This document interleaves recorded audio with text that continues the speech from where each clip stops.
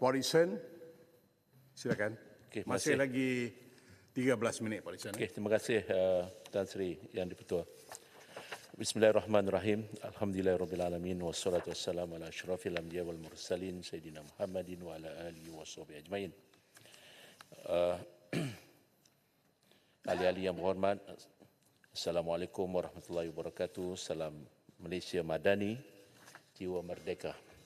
Terlebih dahulu, Puan Isen ingin merakamkan setinggi-tinggi tahniah dan terima kasih kepada Yang Amat Berhormat Menteri Kewangan di atas kesungguhan membentangkan Belanjawan 2025 pada 18 Oktober 2024 yang lalu dengan tema membugar ekonomi menjana perubahan mensejahtera rakyat yang mencerminkan usaha Kerajaan Madani untuk memacu pertumbuhan ekonomi yang inklusif, memastikan kemajuan yang mampan dan membina masa depan yang lebih sejahtera untuk rakyat Malaysia dengan 3 tumpuan utama, iaitu pertama, memperkukuhkan kedudukan fizikal dan penyampaian perkhidmatan awam. Kedua, menggalakkan daya saing dan pelaburan berkualiti. Dan ketiga, meningkatkan taraf hidup rakyat dan pelindungan sosial. Tan Sri Yang di-Pertua, Belanjawan 2025 yang bernilai 421 bilion adalah satu jumlah belanjawan negara yang tertinggi setakat ini bagi tujuan menyokong pertumbuhan ekonomi negara. Pertumbuhan ekonomi dan dasar kebijakan fiskal adalah asas kepada pembangunan mampan seterusnya akan memastikan keperluan generasi kini dan masa depan dipenuhi. Pertumbuhan ekonomi kepada peningkatan hasil negara melalui produktiviti, pelaburan dan infrastruktur dan pembangunan sektor berpotensi yang memberikan kesan kepada periuk nasib rakyat dan perkhidmatan kerajaan. Dasar kebijakan fiskal pula melibatkan pengurusan, pendapatan dan perbelanjaan kerajaan yang berkhidmat, termasuk perancangan cukai yang adil, subsidi bersasar dan pengurusan hutang yang bertanggungjawab.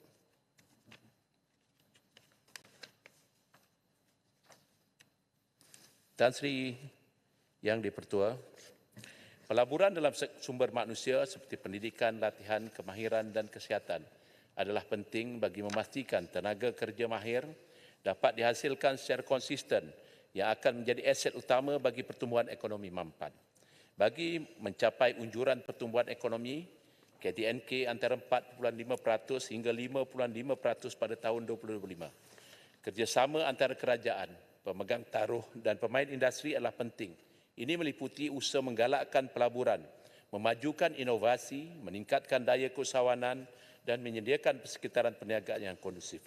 Sebelum pergi lebih jauh, Puan Isen ingin mengucapkan tahniah kepada semua agensi pemungut hasil negara yang bersungguh-sungguh bagi meningkatkan hasil kutipan mereka. Kutipan hasil yang bersungguh-sungguh dan berani telah membawa negara lebih cemerlang pada Belanjawan 2025 ini. Dengan keyakinan ini, Puan Isen yakin unjuran kutipan hasil boleh dicapai, malah mungkin akan lebih baik lagi. Justru Puan Isen mengharapkan agar reformasi belanjawan kali ini akan memperkukuhkan ekonomi negara dan memastikan pertumbuhannya berterusan.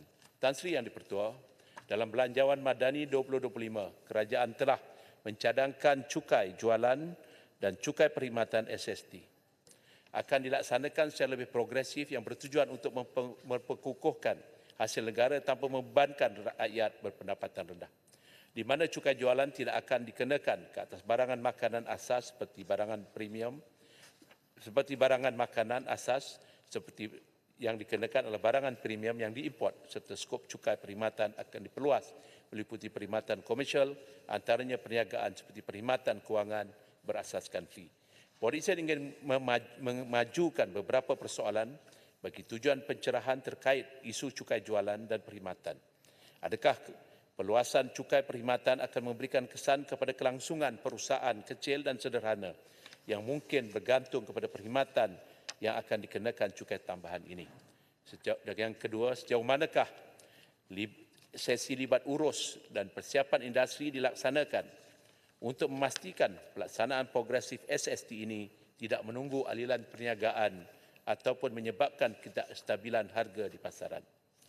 Dan yang ketiga, bagaimana hasil daripada SST yang ditambah baik ini akan diagihkan semula, terutamanya kepada PKS tempatan bagi menggalakkan kelangsungan kecemerlangan PKS tempatan.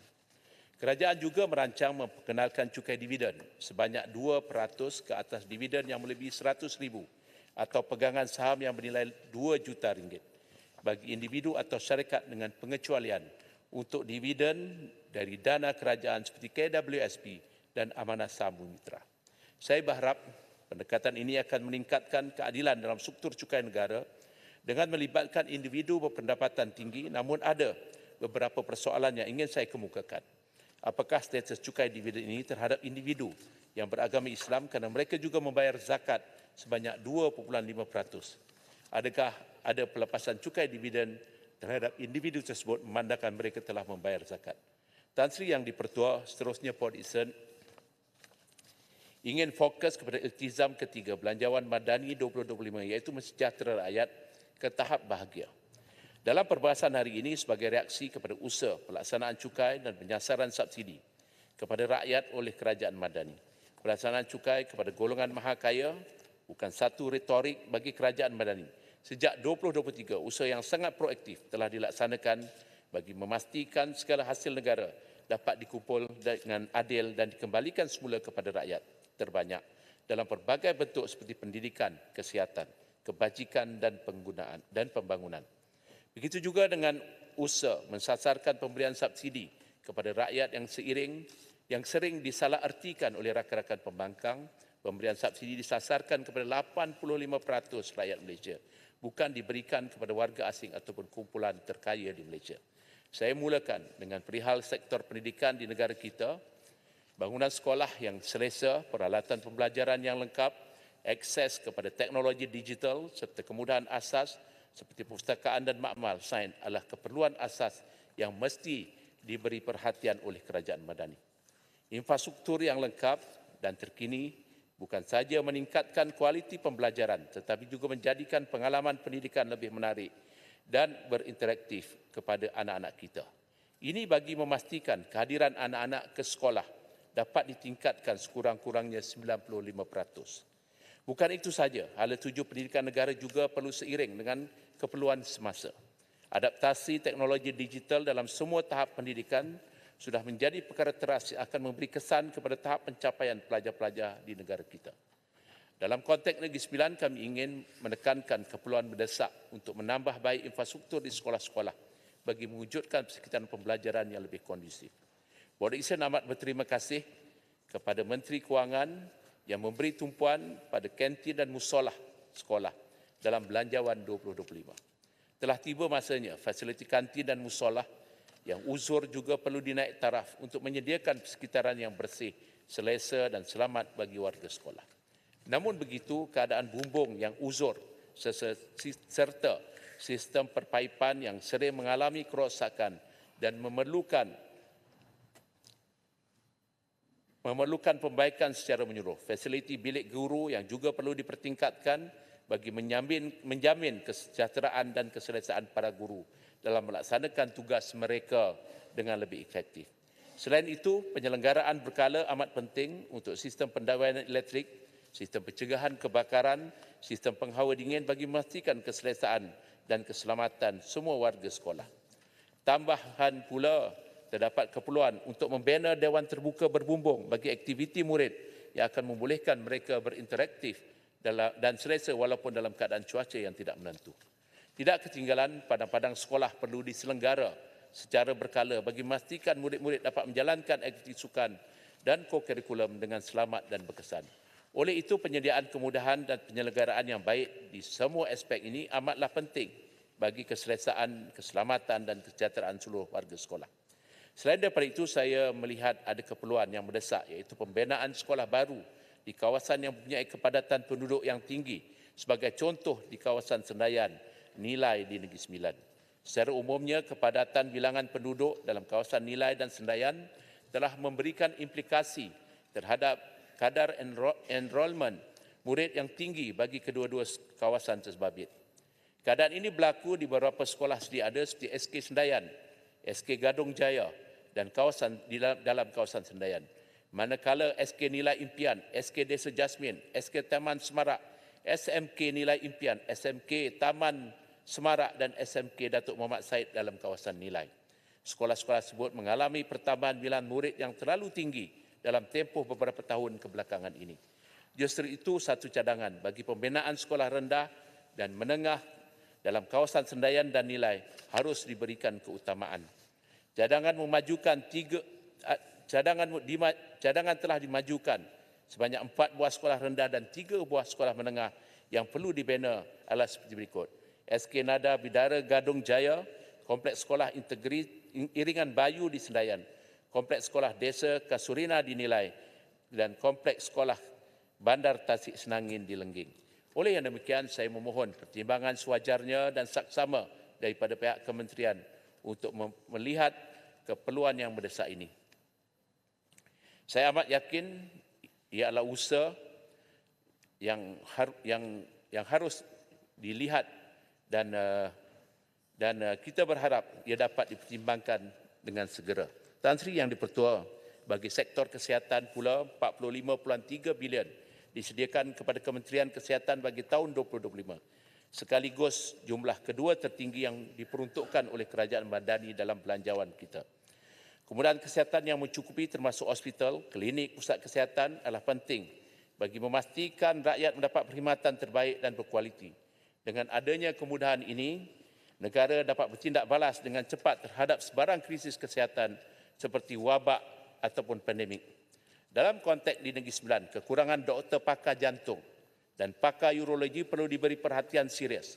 Perkhidmatan klinik pakar jantung di Negeri Sembilan berpusat di Hospital Tuanku Jaafar sejak April 2023. Perkhidmatan hanyalah melalui sesi klinik oleh doktor pakar kardiologi daripada Hospital Sedang dengan kekerapan 2 kali sebulan. Jadi kita berharap dapat dipertimbangkan. Kebanyakan pesakit akan dirawat oleh doktor pakar dan akan diberi temu janji untuk melakukan prosedur angiogram di Hospital Sedang. Hanya 2 kali dalam sebulan. Kementerian Kesihatan Malaysia juga telah memberikan kebenaran kepada Hospital Tuanku Jaafar Seremban dan Hospital Rembau untuk penyumber luaran outsourcing perkhidmatan CT kardiak di Hospital Mawar Medical Center pada tahun ini. Perkhidmatan urologi di Negeri Sembilan juga diberikan kepada Hospital Tuanku Jaafar Seremban bermula Julai 2019 oleh pakar daripada Hospital Serdang. Skop perkhidmatan yang diberikan adalah sesi pakar dan perkhidmatan pembedahan dengan kekerapan sekali sebulan bagi tempoh perkhidmatan. Di setiap perkhidmatan.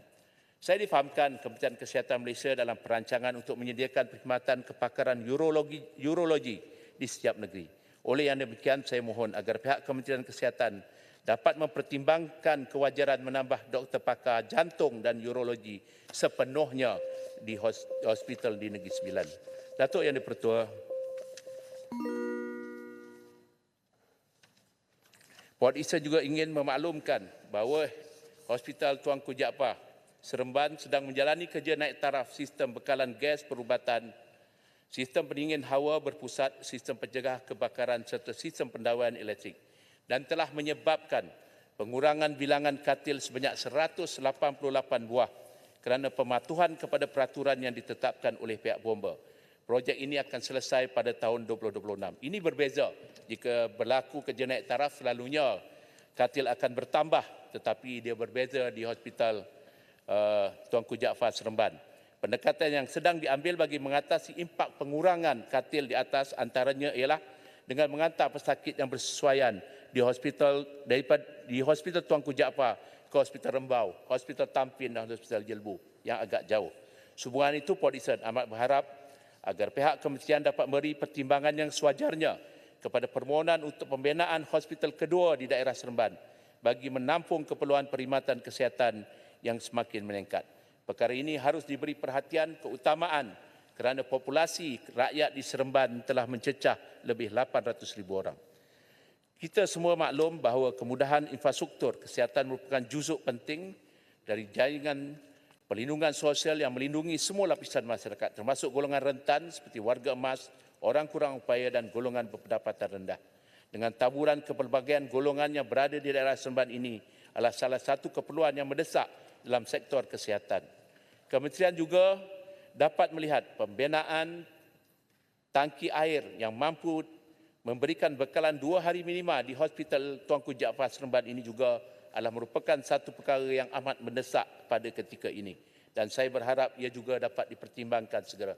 Sebelum saya menggulung perbahasan ini, sekali lagi saya ingin mengucapkan terima kasih kepada Menteri Kewangan yang mengumumkan beberapa projek peruntukan khusus untuk Negeri Sembilan, iaitu projek naik taraf Jalan Bahau Keratung di daerah Jempol, projek naik taraf Loji Rawatan Kumbahan Serantau Kuala Sawah Rantau, projek residensi rakyat dan rumah mesra rakyat, termasuk 2 projek PRR baru di Port Dickson, prasekolah baru di SK Felda Palung 1 Jempol. Kelima, projek pembinaan Akademi Kehakiman Syariah Malaysia di Bandar Einstead Seremban. Sebagai tambahan, saya ingin memaklumkan bahawa projek Lebuh WCE, jajaran banting gelang patah yang melalui sepanjang pantai Port Dickson ini akan memberi kesan ekonomi dan juga kejayaan pembangunan kepada rakyat Negeri Sembilan dan juga kejayaan pelancongan negara, kerana secara tidak langsung ianya memanjangkan kawasan pantai peranginan kita. Ia harus disegerakan, di samping ia juga harus dipastikan disambung dengan KLA untuk kejayaan yang berganda. Hakikatnya, kita semua maklum bahawa kejayaan belanjawan negara bergantung kepada penyelarasan matlamat jangka pendek dan jangka panjang, pengurusan kewangan yang bijak dan respon terhadap dinamika ekonomi dan sosial semasa. Tidak boleh dinafikan juga akan kestabilan politik negara hari ini menjadi salah satu faktor utama yang akan mendorong negara ini terus melaksanakan segala hasrat dalam belanjawan 2025. Semoga reformasi yang dilakukan dalam belanjawan kali ini memberikan impak yang terbaik dalam menjadikan ekonomi negara terus berkembang dan mengukuh seterusnya meletakkan Malaysia standing dengan negara yang hebat di rantau Asia. Tan Sri yang dipertua dengan ini Port Dickson mohon menyokong. Terima kasih. Baik.